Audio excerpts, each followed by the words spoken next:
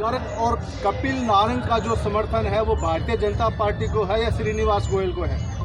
देखिए, मुझे लगता है आपको अपना सवाल दुरुस्त करना चाहिए जी, अशोक गर्ग जी और कपिल नारंग जी दोनों भारतीय जनता पार्टी के कार्यकर्ता हैं। ठीक है। भारतीय जनता पार्टी ने निकिता गोयल को टिकट दिया है, तो दोनों हमारे साथियों ने और पूर्व चेयरमैन सुशील गोयल जी, क्योंकि सब एक ही तो हैं, इसलिए कमल के फूल के साथ हैं, निकिता गोयल के साथ हैं। और आज आपने उकलाना का माहौल अब देख भी लिया होगा कि जैसे ही ये खबर चली कि अशोक जी भी साथ में हैं, कपिल जी भी साथ में हैं, सुशील जी भी साथ में हैं, अनूप जी भी साथ में, आशा केकर जी भी साथ में हैं, श्रीनिवास गोयल जी का भी आशीर्वाद है। हमारे सब पुराने कार्यकर्ता से लेकर के पूरे जिले के कार्यकर्ताओं ने आज, और उकलाना की जनता का मैं बहुत आभारी हूँ जिन्होंने खुद आकर के आज निकिता गोयल जी को आशीर्वाद दिया है। अभी हमने उनका पर्चा दाखिल किया है और बहुत मजबूती के साथ में ये चुनाव लड़ते हुए उकलाना की जनता से आशीर्वाद मांगने का काम करेंगे। और मुझे पूरा भरोसा है नरेंद्र मोदी जी की नीतियों को देखते हुए, मुख्यमंत्री नायब सैनी जी की नीतियों को देखते हुए उकलाना की जनता ट्रिपल इंजन की सरकार बनाने के लिए निकिता गोयल को आशीर्वाद देगी।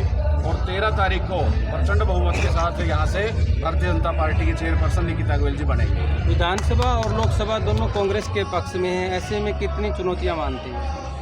देखिए, चुनौतियाँ आपने 2024 के विधानसभा में चुनाव में भी देखी होंगी, जब हर कोई ये कह रहा था कि कांग्रेस की सरकार आएगी, कांग्रेस की सरकार आएगी।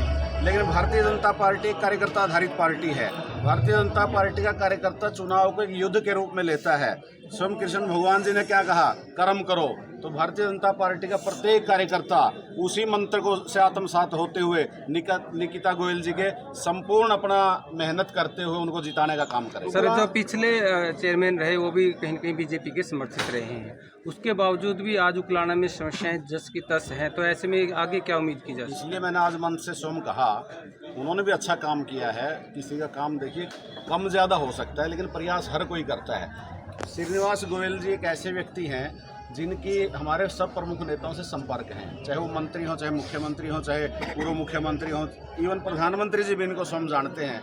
इसलिए मुझे पूरा भरोसा है निकिता गोयल जी के बनने से और तेज़ गति से उकलाना का विकास होगा। स्वयं मुख्यमंत्री जी ने अपनी स्वीकृति दी है। पहले भी एक बार आपको ध्यान होगा कि रैली तय हो गई थी, और वो रैली क्या, विकास की रैली।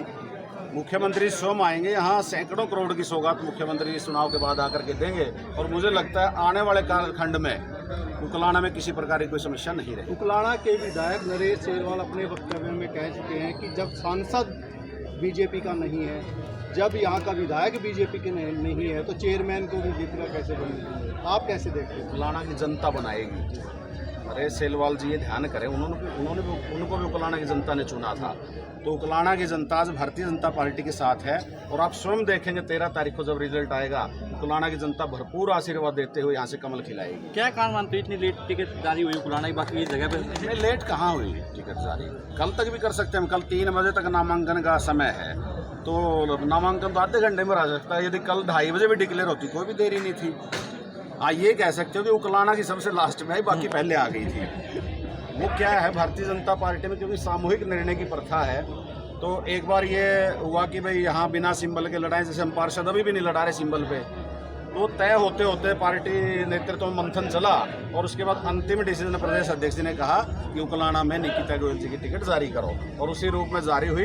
और आज भरपूर आशीर्वाद के साथ उकलाना की जनता ने निकिता गोयल जी का पर्चा भरवाने का काम किया है। और 13 तारीख को यहाँ से कमल अवश्य खिलेगा। चुनाव प्रचार के दौरान क्या मुख्यमंत्री उकलाना में आएंगे? बिल्कुल आएंगे। मुख्यमंत्री जी से हमने बात की थी कल ही, उन्होंने अपनी स्वीकृति दी है। अपना समय निकाल करके मुख्यमंत्री स्वयं निकिता गोयल जी के प्रचार प्रसार में आएंगे। थैंक यू, धन्यवाद।